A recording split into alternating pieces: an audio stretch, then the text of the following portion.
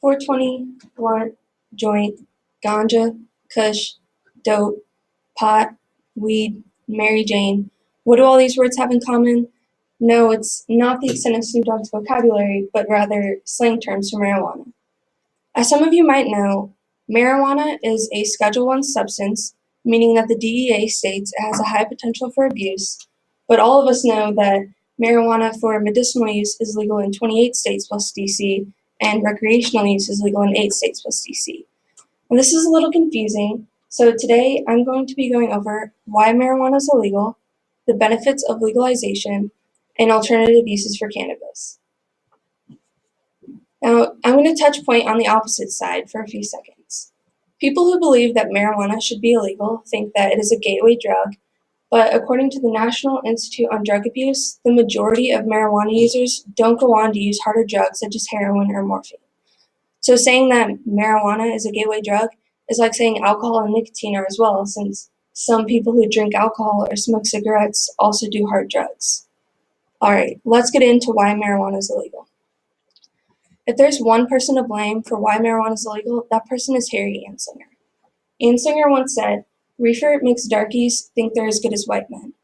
Coming from an ordinary person, we just say they're bigoted and racist, but Anslinger was no ordinary person. In fact, he was the first commissioner of the Federal Bureau of Narcotics, known today as the Drug Enforcement Agency.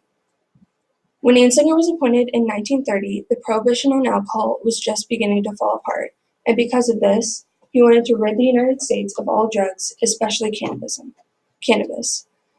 And he relied on yellow journalism to spread fake news. Anslinger wanted people to believe that cannabis turned them into murderers and made them psychotic. And Anslinger was a racist, so he, as were many American citizens 80 years ago, so he told people that cannabis promoted interracial relationships. In fact, the term marijuana was part of this racist approach.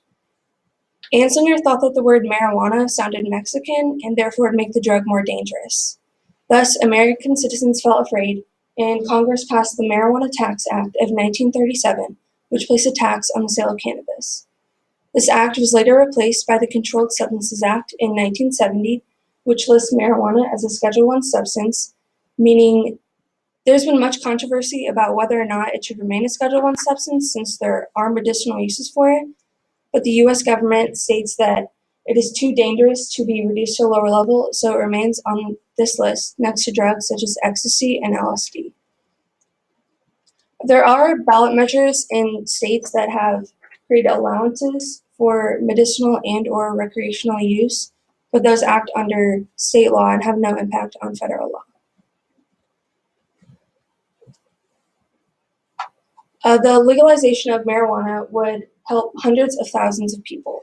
In 2015, Colorado created 18,000 full-time jobs and $2.6 billion was put back into its economy. In 2015, Colorado made $135 million from a state tax on recreational marijuana. That money was put into improving school districts, college scholarships, and helping the homeless. In 2011, there were more arrests for marijuana possession than all violent crimes combined. Every year, the United States spends $3.6 billion on enforcing marijuana laws. Let's crunch some numbers. According to the FBI, in 2011, there were 758,000 prisoners for a marijuana-related offense. For 1 year at a minimum security prison, it cost $21,000, and the average prison sentence for them was 36.8 months. So, 758,000 people at $21,000, that's $15.9 billion for 1 year. Over the course of 36.8 months, that's $48.8 billion being used to keep minor offenders in prison. This money could easily be used for improving education, affordable health care, and many other great causes instead of keeping minor offenders off of the streets. Now, many people don't know that cannabis was bred into two main plants, those being marijuana and hemp. Marijuana was bred for its psychoactive ingredient, THC, while hemp contains only trace amounts of THC and was bred for industrial purposes. Marijuana can be used for recreational or medicinal use, and some uses for medicinal is relieving pain from nerve damage, controlling spasms from muscular sclerosis, reducing nausea in those suffering from AIDS or undergoing chemotherapy, reducing seizures in epileptic children, and even Queen Victoria used weed to relieve menstrual cramps. Now, according to the Colonial Williamsburg Foundation, hemp was one of the first plants to be cultivated by humans. American colonists used hemp for many purposes, including food, paper, clothes, rope, beer, and fuel. In fact, Henry Ford created the Model T to run off of ethanol made from renewable resources, including hemp.